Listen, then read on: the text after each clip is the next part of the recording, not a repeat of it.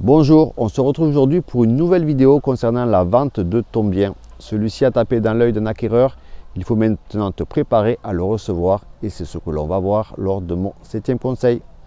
Alors pour les visites, il faudra que tu prépares ton logement à recevoir les acquéreurs. Commence par établir les plus et les moins de ton logement, ne cherche pas à cacher certains défauts et sois le plus transparent possible.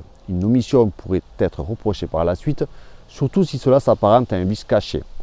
L'acheteur éventuel te posera forcément plein de questions. Ne va pas au-devant de celles-ci, mais prépare-toi à y répondre. La plupart du temps, elles sont liées à la tranquillité du quartier, du bruit, les services de proximité, les écoles. Ils veulent également connaître le montant de la taxe foncière ou le montant des charges de copropriété et connaître l'état de la construction et le résultat des diagnostics.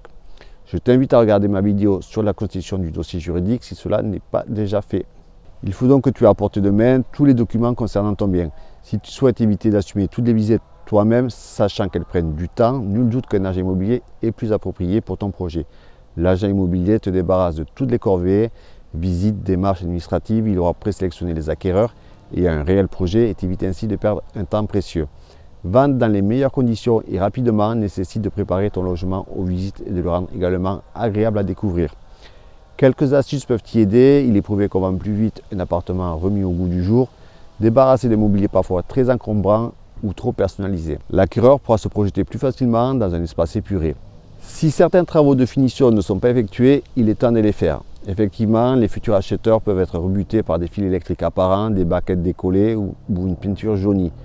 De la même façon, lors de la visite, ton logement doit être propre. Pense à nettoyer les vitres, les parois des douches, aérer avant la visite, faire la vaisselle. Fais un premier tour avec lui afin de lui présenter les pièces et laisse-le par la suite redécouvrir la maison à son rythme et tout seul. Voilà, c'est terminé pour aujourd'hui. Je te remercie d'avoir regardé cette vidéo. Tu peux laisser un pouce en l'air, un commentaire. Merci et à la prochaine. Ciao.